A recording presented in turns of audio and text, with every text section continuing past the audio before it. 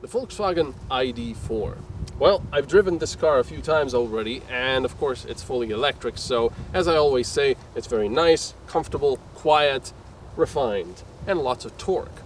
And even with this battery, with the range, I don't really need more, to be completely honest, because I don't do more than 200 kilometers a day usually, so having 400 kilometers range is quite enough. So instead of talking about all of this and infrastructure problems, I thought I would concentrate a bit more on perhaps a little more obscure things, some of them anyway. The first thing being price. That's not really obscure, but the price for electric cars is almost always much higher than if you were to buy a comparable car with an internal combustion engine.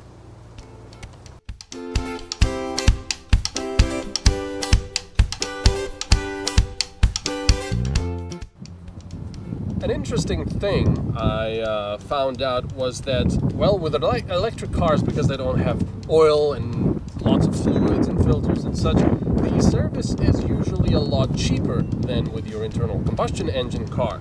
However, if you're out of warranty and something goes wrong, it can be a lot more expensive because of all the specific electronics, the high voltage stuff, and so on and so forth. And another thing, these tires. Because electric cars have lots of heavy batteries, these tires have to take that load, so you have bigger tires, which are also going to be a lot more expensive if you want to change the set.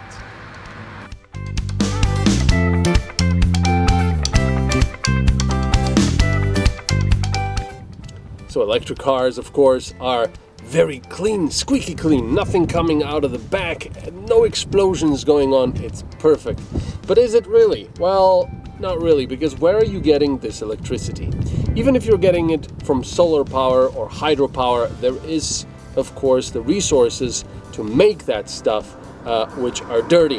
And even for electric cars, for the batteries and all the other stuff, lithium, cobalt, nickel, all of that stuff is very dirty to produce. And what happens in Germany, for example? They've closed down a lot of nuclear power plants because nuclear bad. And what do they do now? Well, they're firing up coal power plants.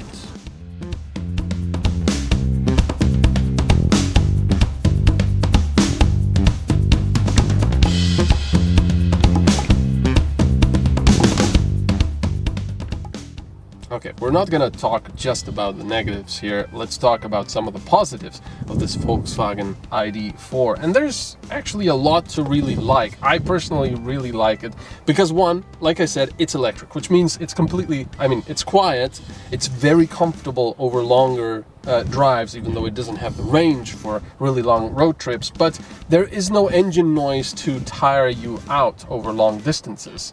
You've got this really nice steering wheel that looks pretty fantastic, I would say. The touch controls on the steering wheel I'm not really a fan of, but I think they're getting rid of that slowly. This is the GTX version, by the way, which means it has two electric motors, one at the front, one at the back, so you have all-wheel drive, which is excellent.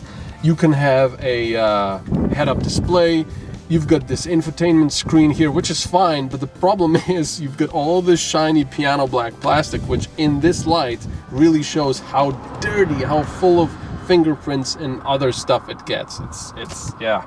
You also get these little armrests, one on each side, which is nice. The seats are quite comfortable. Yeah, it's just a very nice place to be and ride in.